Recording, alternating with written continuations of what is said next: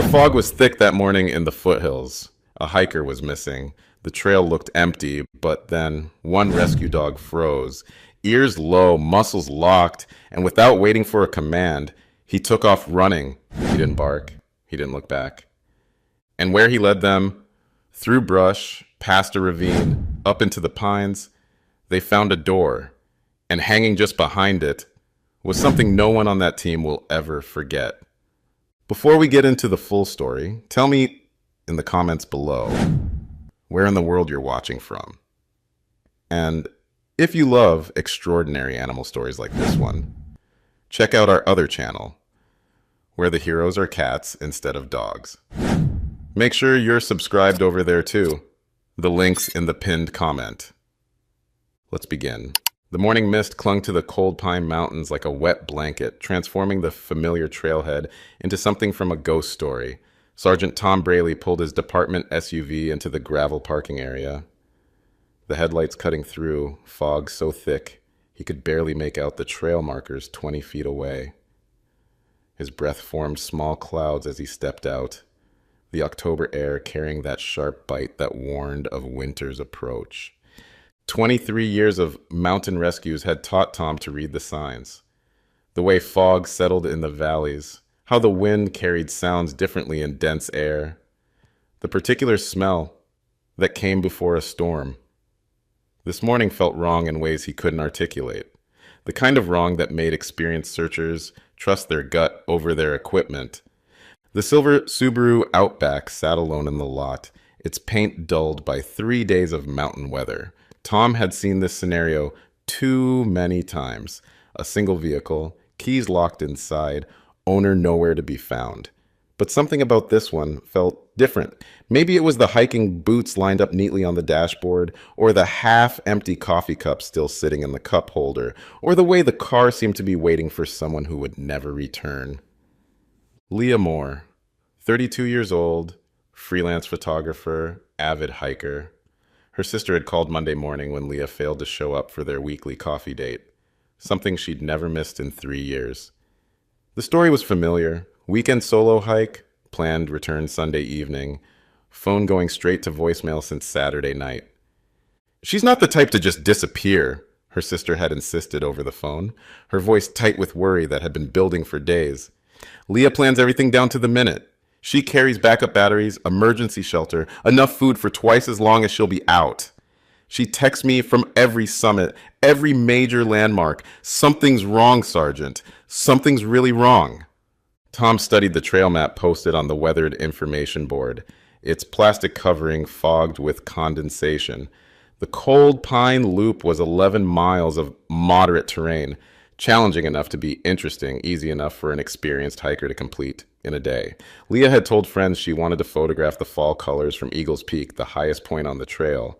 In good weather, it was a beautiful hike. In the fog and rain they'd had for the past 2 days, it could be deadly. The sound of tires on gravel announced the arrival of the search and rescue team. Tom watched as 4 volunteers climbed out of a modified pickup truck, their movements efficient despite the early hour. He recognized most of them, retirees and locals who'd been doing mountain rescue longer than he'd been alive. They knew these mountains like their own backyards, could navigate the trail system blindfolded, and had pulled more than their share of injured hikers out of impossible situations. What caught his attention was the 5th person. Deputy Carly Reese stepped out of the passenger side, her sheriff's department jacket pristine despite the rough terrain ahead. She was young, maybe 26, 27, with the kind of intense focus that marked her as either very good at her job or very new to it. Beside her trotted a golden retriever whose coat gleamed even in the dim morning light. "That's our tracking team?" asked Jim Patterson, the most senior of the SAR volunteers. His tone carried the skepticism of someone who'd seen too many weekend warriors with undertrained dogs who caused more problems than they solved. "Kip's certified," Carly replied simply, not rising to the implied criticism. She knelt beside the golden retriever, checking his specialized search vest with practiced efficiency. 2 successful finds in the past 8 months. He knows his job. Tom had reviewed their files the night before. Sitting in his kitchen, with a cup of coffee, and growing concern about the weather forecast. Deputy Reese had transferred from K-9 patrol after her previous partner retired, specifically requesting assignment to search and rescue. It was an unusual career move. Most handlers preferred the predictable routine of drug interdiction or building searches to the physically demanding uncertainty of wilderness work. Kip was her first SAR dog, a career change that raised questions about motivation and experience, but their certification scores were impressive, and they needed all the help they could get. The mountains were vast, the weather was deteriorating, and every hour that passed reduced their chances of finding Leah Moore alive. The fog was starting to lift slightly, revealing the dark wall of pine trees that marked the beginning of the trail. Wisps of mist drifted between the trunks like restless spirits, and somewhere in the distance, a hawk's cry echoed through the silence. Tom gathered the team around Leah's vehicle, speaking quietly despite the fact that they were alone in the vast wilderness. "Vehicle's been here since Friday evening," he began, his voice carrying the authority of someone who'd coordinated hundreds of these searches. Park ranger confirmed it in his log. Arrived approximately 6 p.m. Nothing unusual noted. No signs of forced entry, no indication of foul play. Her gear's gone. Backpack, camera, hiking poles.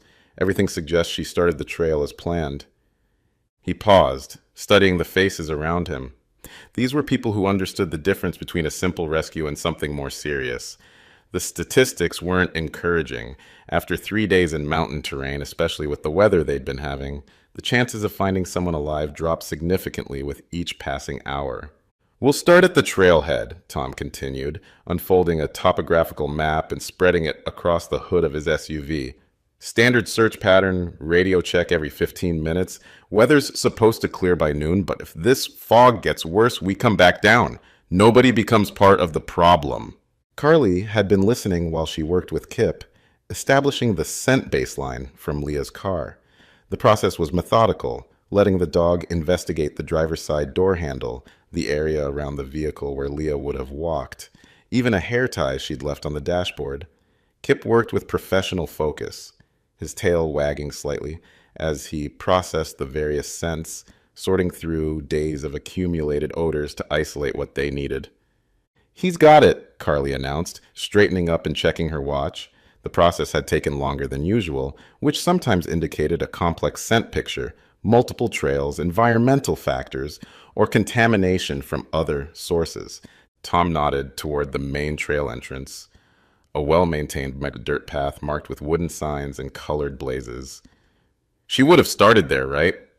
That's the only way to access the loop trail." But Kip wasn't interested in the main trail. Instead, he pulled toward the left side of the parking area, nose low to the ground, following an invisible path that led away from the marked trailhead entirely.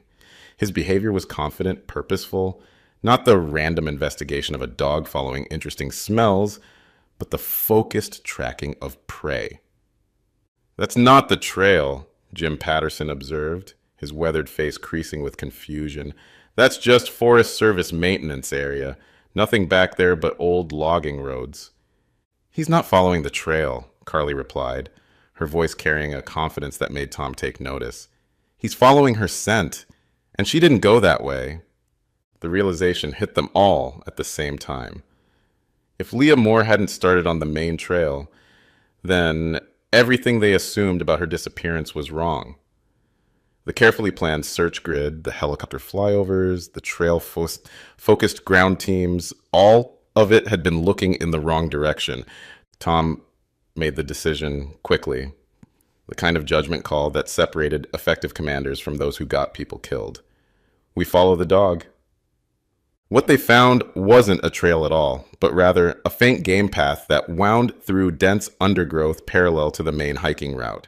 It was rough terrain, fallen logs, thorny bushes, uneven footing that would slow any hiker significantly. Not the kind of route someone would choose for a casual day hike, especially not someone carrying camera equipment and planning to cover 11 miles. The vegetation was thick enough to block most of the morning light, creating a twilight atmosphere even in mid-morning. Water dripped constantly from overhead branches, and the ground squelched beneath their boots with each step. This wasn't the kind of terrain that appeared in tourist brochures or hiking guides. Kip moved with increasing urgency, his earlier professional calm giving way to something more intense. His ears were forward, tail stiff, every muscle in his body communicating focus and determination. Carly had worked with him long enough to recognize the signs. This wasn't just tracking anymore, this was pursuit. Something's changed, she called to Tom, who was struggling to keep up through the thick brush. His body language is different, more intense. Good different or bad different?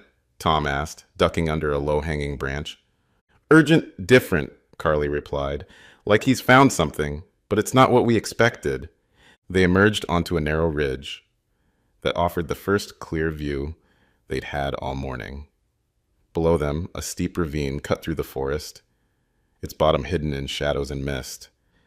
The drop was maybe 30 feet, steep enough to be dangerous, but not necessarily fatal. Kip stopped at the edge, his whole body rigid with alert. Tom joined him and peered down into the ravine. At first he saw nothing but rocks and fallen trees. Then a glint of metal caught his eye. Something reflective wedged between two boulders about 20 feet down, partially hidden by fallen leaves and debris. "We need to get down there," Tom said, already reaching for his rappelling gear. The equipment was standard for mountain rescue. Ropes, harnesses, carabiners that had been tested and retested for situations exactly like this. The descent was trickier than it looked from above. Loose rocks shifted underfoot, and wet leaves made every surface slippery. But Tom had done this hundreds of times, in weather both better and worse than this. When he reached the bottom, what he found confirmed their worst fears. A stainless steel water bottle, dented and scratched, with the initials LM etched into the side. It was the kind of personalization that outdoor enthusiasts often did to their gear, practical and sentimental at the same time. Nearby, a blue backpack lay torn open, its contents scattered across the rocky slope like the aftermath of an explosion.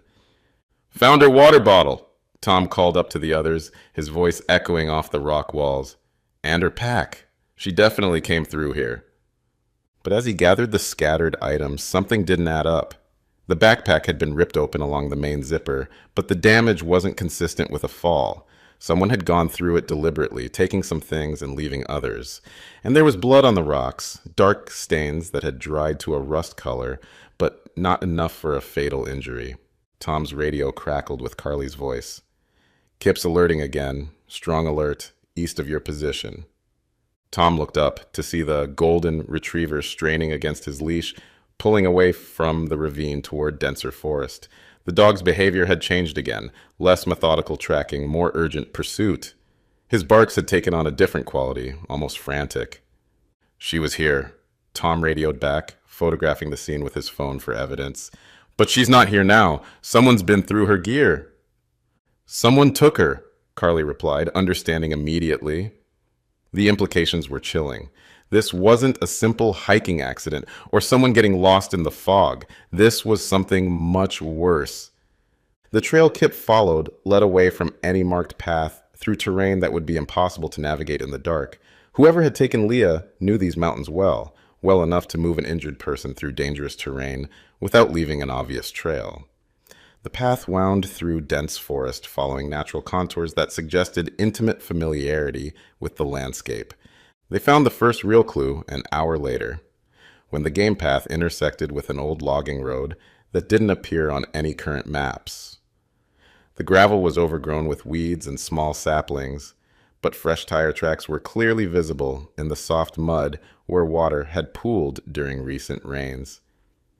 "Vehicle access," Tom observed grimly, kneeling to examine the tire patterns. Someone knew about this road, planned this.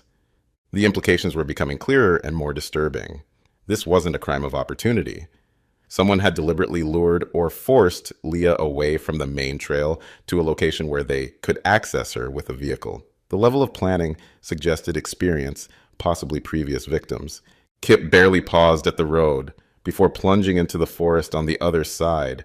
His pace had become almost frantic, and Carly had to run to keep up with him. The golden retriever moved like he was chasing something just out of sight, his training warring with instincts that seemed to understand they were running out of time. He's never acted like this, Carly called to Tom as they pushed through a particularly dense thicket. Not in training, not on our other finds. He's scared, but he won't stop. Scared of what? Tom asked, breathing hard from the exertion. I don't know, Carly admitted, but he knows something we don't. The old Forest Service shed appeared without warning, hidden so completely by overgrown vegetation that they almost walked past it. Only Kip's sudden stop and intense stare alerted them to its presence. The building was small, maybe 10 feet by 12, with a corrugated metal roof that had seen better decades. Ivy and blackberry vines had claimed most of the walls, creating perfect camouflage from aerial searches. Jesus, Jim Patterson whispered, catching up with them. How long has this been here? Decades, Tom replied, studying the structure. Forest Service used to have maintenance sheds scattered throughout the system. Most were removed or abandoned when they consolidated operations. Kip approached the shed door and began barking. Not the controlled alert bark of his training, but something more primal. His claws scraped against the wooden door as he tried to dig his way inside, leaving gouges in the weathered wood. Easy, boy, Carly soothed, but her own pulse was racing. She'd seen Kip work dozens of searches, and she'd never seen him react like this. There was something about this place that triggered every instinct he had. Tom examined the door more closely. The hasp was secured with a newer padlock, not the rusted hardware he'd expect on an abandoned building. Someone had been maintaining this place, keeping it secure for a reason. A few hard pulls with his crowbar snapped the rotted wood around the lock mechanism. The smell hit them immediately, stale air mixed with something organic and unpleasant. Not death exactly, but the smell of human occupation in an unventilated space. Tom's flashlight beam swept across the interior, revealing a space that had been recently occupied. A sleeping bag in one corner, still bearing the impression of a body. Empty food containers scattered on a makeshift table constructed from plywood and cinder blocks, a Coleman lantern that still contained fuel, and in the center of the room, hanging from a nail driven into a roof beam, a set of women's clothes. They were torn and blood-stained, the kind of damage consistent with a fall down a rocky slope. But they'd been arranged deliberately, displayed like a grotesque trophy. The hiking pants were shredded at the knee. The fleece jacket bore dark stains that could only be blood, and pinned to the wall beneath them was a handwritten note in block letters. She left. This is where he kept her, Carly whispered, understanding flooding through her as she took in the scene. The sleeping bag, the food containers, the clothes arranged like a message. It painted a picture of captivity that made her stomach turn. Tom was already on his radio, calling for backup and crime scene technicians. But Kip wasn't finished. The golden retriever had found something else, a small journal, wedged behind a loose board in the wall, its leather cover water damaged but still intact. Carly opened it carefully, her hands shaking as she read the cramped handwriting by flashlight. Day 1. I don't know where I am. The man says he found me after I fell, that he's helping me, but he locked the door when he left. Why would he lock the door if he's helping? Day 2. Tried to get out. Doors bolted from outside. There's a small window, but it's too high and too small.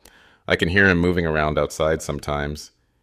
He brings food, but won't answer my questions about getting help. Day 3.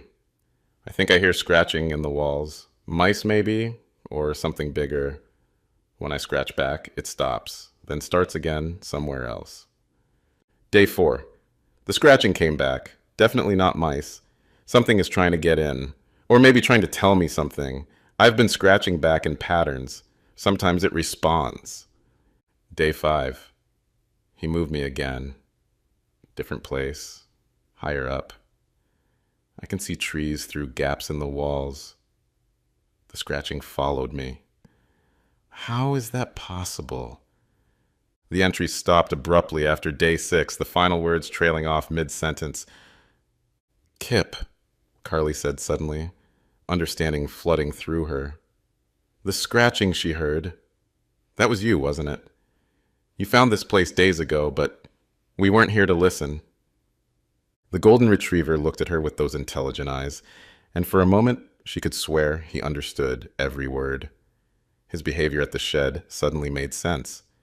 He'd been here before, following Leah's scent, trying to alert anyone who would listen that someone was trapped inside. But they were too late. The shed was empty, except for the evidence of Leah's captivity. Whoever had taken her had moved her again, staying one step ahead of discovery. Kip was already at the back wall of the shed, pawing at a section where the boards didn't quite meet. Tom pulled them apart, revealing scratch marks on the inside, desperate gouges in the wood where someone had tried to claw their way to freedom. The marks were fresh, made by fingernails that had broken and bled in the attempt. Beyond the hole was forest again, thick and dark. But Kip's nose was working overtime, and his body language said everything. The trail continued. Leah had been moved, but she was still out there. They were still hunting. The afternoon sun had finally burned off the last of the morning fog when they found the hunting blind. It was military surplus, the kind of elevated structure used by serious hunters who could afford professional equipment. It was camouflaged so effectively that they walked within 10 feet of it before Kip's alert brought them to a stop. The structure was elevated about 12 feet off the ground, accessible only by a rope ladder, and completely invisible from any trail or road. Smart, Tom admitted grimly, studying the construction. Search planes would never spot this from the air. You'd have to know exactly where to look. The blind was positioned with tactical awareness, clear sight lines in multiple directions, escape routes through dense forest, close enough to the old logging road for vehicle access, but far enough away to avoid casual discovery. Kip's barking had taken on a different quality. Urgent, but controlled, like he was trying to communicate something specific. Carly recognized the pattern from their training. This wasn't just an alert for evidence or scent. This was a live find. "Leah!" Tom called out, his voice carrying clearly in the still air. "Leah Moore! This is search and rescue!" The response was so faint they almost missed it. A voice, weak but unmistakably human, coming from inside the blind. The sound of someone who had been calling for help for so long that hope had almost died. "Help me!" Tom was up the rope ladder in seconds, Carly close behind. The interior of the blind was cramped but dry, with a small cot and supplies that suggested it had been prepared for long-term use. There were water containers, canned food, a chemical toilet, even a small propane heater. This wasn't a temporary shelter. This was a prison designed for extended captivity. And huddled in the corner, wrapped in a military surplus blanket, was Leah Moore. She was alive, but barely. Dehydrated, exhausted, with injuries from her original fall that had never been properly treated. Her face was gaunt, her lips cracked from dehydration, her eyes hollow with an exhaustion that went beyond physical fatigue. But when she saw Kip's golden head appear in the doorway, her eyes filled with tears. "I knew you'd come back," she whispered, her voice barely audible. "I heard you at the shed. I knew someone would come." As they waited for the medical helicopter, Leah told them what had happened. She'd been hiking alone when she'd encountered a man on the trail, not wearing ranger or hiking gear, but casual clothes that seemed out of place in the wilderness. He'd been friendly, asking about her photography, commenting on her equipment. He seemed to know the area really well, Leah explained, her voice gaining strength as medical personnel worked to stabilize her. Said he was a local, offered to show me some spots that weren't on the tourist maps. I should have known better, but he seemed harmless. The man had led her away from the main trail, claiming there was a waterfall that would make for spectacular photographs. When they'd reached the ravine, he'd pushed her, not hard enough to kill, but hard enough to injure and disorient her. When I came to, he was going through my backpack, took my phone, my GPS, anything that could be used to call for help. He said I was too injured to make it out on my own, that he'd take care of me. The care had consisted of captivity, First in the shed, then in the hunting blind when she'd tried to escape. He'd brought food and water, but never explained what he intended to do with her long term. He said no one would ever find me up here, that people disappear in these mountains all the time, and nobody looks hard enough to find them. Leah's voice broke as she remembered. He had pictures of other people, other hikers. I think I wasn't the first. The investigation that followed revealed the full scope of what they'd stumbled onto. The man they arrested, a former Forest Service employee named Marcus Webb, had been using his knowledge of the mountain trail system to prey on solo hikers for years. The shed and hunting blind were just two of several hidden locations he'd prepared throughout the forest, each one designed for long-term captivity. Most disturbing were the photographs they found in his cabin. Dozens of pictures of hikers taken without their knowledge over many years. Some of the people in the photos matched descriptions of missing persons cases going back decades. The FBI was called in to coordinate with other jurisdictions, and cold cases across 3 states were reopened. But this time, Marcus Webb had made a mistake. He'd taken someone that people cared enough about to search for. He'd underestimated the determination of a search team that wouldn't give up. And most importantly, he'd never encountered a golden retriever who refused to stop looking. At the hospital, while Leah recovered from her ordeal, she asked to see Kip one more time. The reunion was quiet but profound. The woman who'd survived because she refused to give up hope, and the dog who'd followed an impossible trail to find her. "You never stopped looking," Leah said, burying her face in Kip's fur. The golden retriever sat perfectly still, as if understanding the importance of the moment. "Even when I thought no one would come, you never stopped looking." Carly watched from the doorway, tears in her eyes. She'd chosen search and rescue because she believed in second chances, in the possibility that the lost could be found. But she'd never seen such a perfect example of why the work mattered. Later, back at the station, Tom approached Carly with a cup of coffee and a satisfied smile. "Hell of a first big case, he said, settling into a chair across from her desk. "Hell of a partner," Carly replied, scratching Kip behind the ears. The golden retriever was tired but alert, still wearing his search vest like the professional he was. Even after hours of work, he remained ready for the next call. "You think he knew?" Tom asked, watching the dog with new respect. "How bad it was, I mean, that she was running out of time." Carly considered the question, thinking about all the ways Kip had deviated from his normal search behavior. The urgency, the determination, the way he'd seemed to understand that this wasn't just about finding someone who was lost. "I think he knew she was alive when everyone else would have given up," she said finally. "And I think that's what made all the difference." 3 months later, Carly received a package in the mail. Inside was a framed photograph of Eagle's Peak in autumn, the colors more vibrant than any tourist brochure could capture. With it was a note written in familiar handwriting. "For Kip and Carly, thank you for not giving up. I finally got my photograph and it's beautiful up there. But the most beautiful thing was seeing Kip's face when he found me. Some heroes have 4 legs and wet noses. I'm planning another hike next month, but this time I'm bringing backup and maybe a GPS tracker or 2. Love always, Leah." Carly hung the photograph in the SARE office where it served as a daily reminder of why they did the work. But she didn't need the reminder. Every time she suited up Kip for a search, every time they headed into the wilderness looking for someone who might be lost or hurt, or worse, she remembered the lesson Leah Moore had taught them. Sometimes, the only thing standing between lost and found is someone who cares enough to keep looking. And sometimes that someone has 4 legs and a nose that can track hope itself through the darkest forest. Have you ever experienced an animal's incredible intuition firsthand?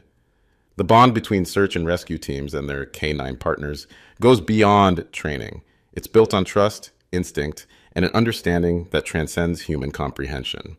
Kip's determination to find Leah, even when the trail seemed impossible to follow, reminds us that sometimes the most important qualities can't be taught in any training program. What would you do if someone you loved went missing in the wilderness? Would you trust a search dog's instincts even when logic suggested giving up? The mountains hold countless secrets, but sometimes with the right partner, and enough determination, even the lost can be found. If this story of courage and partnership moved you, make sure to hit that subscribe button and turn on notifications so you never miss another incredible search and rescue story. Like this video to help us share these amazing tales of four-legged heroes with more people who appreciate the extraordinary bond between humans and dogs. Share this video with anyone who believes in second chances and the power of never giving up. Check out our other incredible canine hero stories appearing on your screen now. From drug detection saves to hostage rescues, these remarkable animals continue to prove that sometimes the greatest heroes walk on four legs. Until next time, remember that somewhere out there, a search and rescue team is training, preparing for the call that might mean the difference between someone coming home or staying lost forever. And at the heart of that team is a partnership between human and dog that represents the very best of what we can accomplish together.